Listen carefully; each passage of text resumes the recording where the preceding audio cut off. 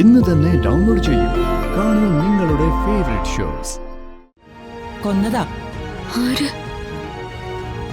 നിങ്ങളിപ്പോ പറഞ്ഞില്ലേ, അവള് തന്നെ, രാധിക.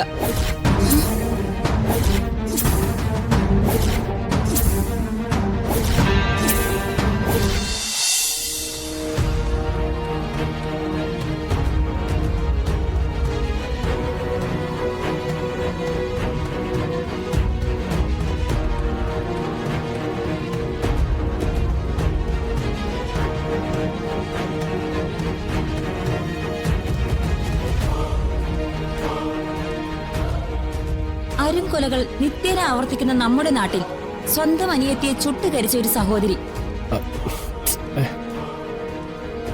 തന്റെ ഭാര്യയുടെ ചേച്ചിയെ സ്വന്തമാക്കുന്നതിനു വേണ്ടി കാലങ്ങളായി തന്റെ ഭാര്യയെ നിശബ്ദയാക്കുകയും അതിലൂടെ അതിക്രൂരമായി കൊല ചെയ്യുകയും ചെയ്തു. പുതിയ കാലത്തിന്റെ കുറ്റകൃത്യങ്ങളിൽ പുത്തനേടുകൾ എഴുതിവെച്ച രാധികയും വരുണും ഏതാനും നിമിഷങ്ങൾക്കകം നിയമവ്യവസ്ഥയുടെ മുന്നിലേക്ക് എത്തുന്നു. ഇവരെന്തൊക്കെയായി പറയുന്നത്? ചെറിയച്ഛൻ അവരോട് സംസാരിക്കാൻ പറ്റില്ലേ? ഇതൊക്കെ ആളുകൾ കാണുന്നതല്ലേ? തടയാനോ തർക്കിക്കാനോ ചെന്ന അവരുടെ ആക്രമണം ഇരട്ടിക്കും. വീണ് കിട്ടുന്ന വാർത്തകളോട് മാത്രം ജീവിച്ചു പോകുന്ന വർഗങ്ങളാ. അവർക്ക് മനുഷ്യരുടെ വിഷമം അറിഞ്ഞൂടാ. കുരയ്ക്കുന്നവർ കുരയ്ക്കട്ടെ. വരുണിനും രാധികയ്ക്കും ജാമ്യം കിട്ടിക്കഴിയുമ്പോ ഈ റിപ്പോർട്ട് പറയുന്നവര് തന്നെ അതൊക്കെ മാറ്റി പറയുകയും ചെയ്യും. അതുവരെ അവര് പറയട്ടെ.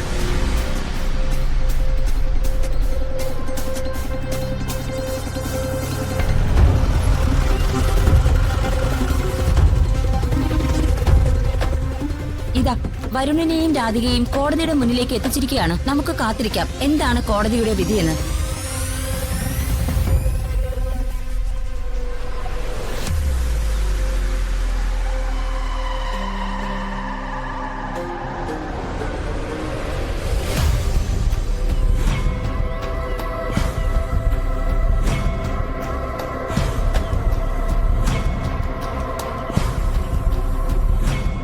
ഇതാണ് ക്രൂരതയുടെ രണ്ട് മുഖങ്ങൾ, വരുണും രാധികയും.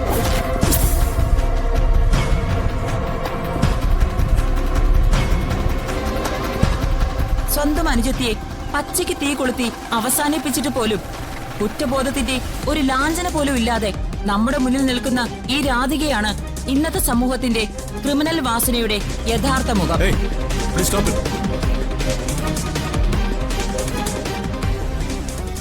ഈ ക്രൂരതയൊക്കെ കാണിച്ചിട്ട് ഞങ്ങളോട് ദേഷ്യപ്പെട്ടിട്ട് ഒരു കാര്യമില്ല മിസ്റ്റർ.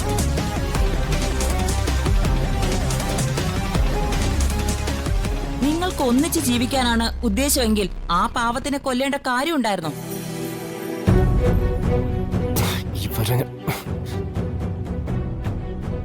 മതി മതി, പിടിച്ച് കോടതി കയറ്റ്. ഇനിയും ഞങ്ങൾക്ക് ചോദിക്കാനുണ്ട് സാർ.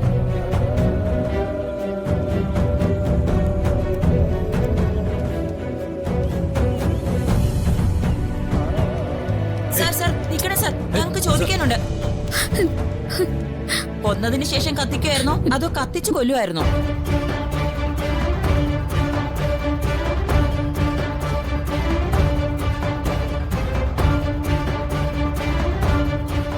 നിങ്ങൾ തമ്മിലുള്ള അവിഹിതത്തിന്റെ ആസ്ഥാന മന്ദിരം സ്വന്തം വീട് തന്നെയാണെന്ന് കേട്ടല്ലോ.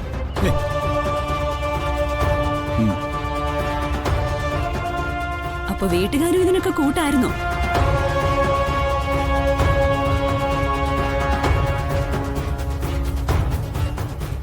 രാധിക പ്രിയങ്കയുടെ അച്ഛനമ്മമാർക്ക് പിറന്നതല്ലാന്ന് ഞങ്ങൾക്കറിയാം.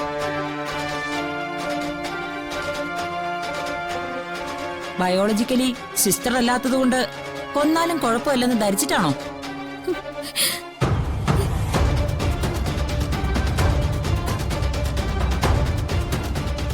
നിങ്ങൾ ഞങ്ങളൊന്ന് വെറുതെ വിടാവോ? ഞങ്ങൾ ആരെയും കൊന്നിട്ടില്ല.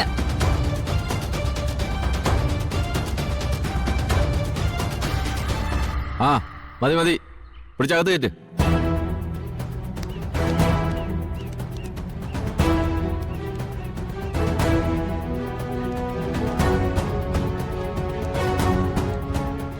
അങ്ങനെ അവരെ കോടതിയിലേക്ക് കയറ്റിയിരിക്കുകയാണ്. നമുക്ക് കാത്തിരിക്കാം.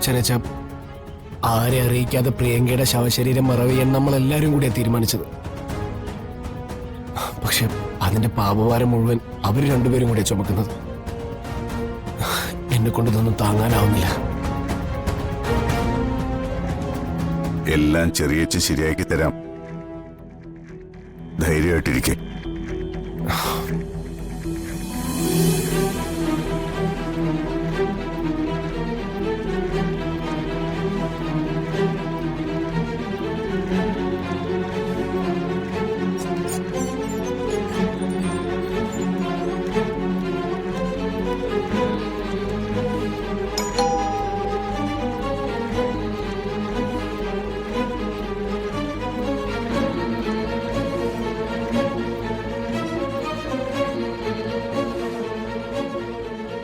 ആരാ?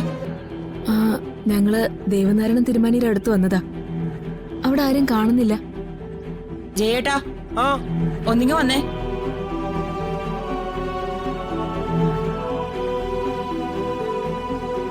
എന്താ? ഇവര് ആറ്റുവശ്ശേരിയിലേക്ക് വന്നതാ.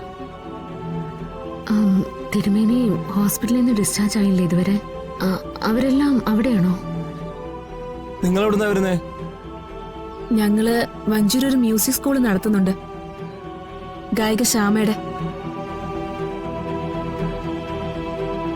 രാധിക അവിടെയാ ജോലി ചെയ്യുന്നത്. എന്നിട്ട് നിങ്ങൾ കാര്യങ്ങളൊന്നും അറിഞ്ഞില്ലേ?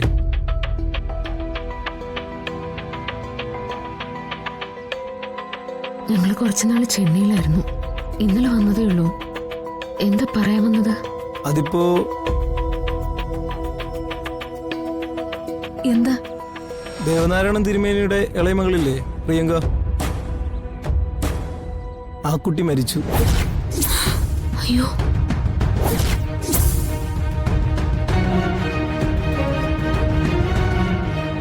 എങ്ങനെ? ദൂരെ ഒരു സ്ഥലത്ത് കത്തിക്കരിഞ്ഞ് കിടക്കുന്ന നിലയില ബോഡി കണ്ടത്. ഈശ്വരാ. അയ്യോ, കൊന്നതാ.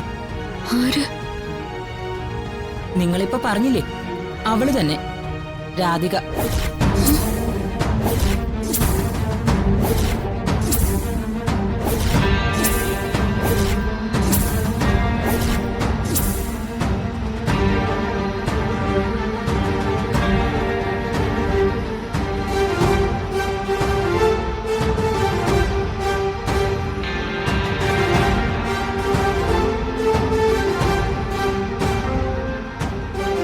അതിന്റെ ഭർത്താവിന്റെ കൂടെ ജീവിക്കാൻ വേണ്ടി അവളും പ്രിയങ്കയുടെ ഭർത്താവും കൂടി കൊന്നതാ.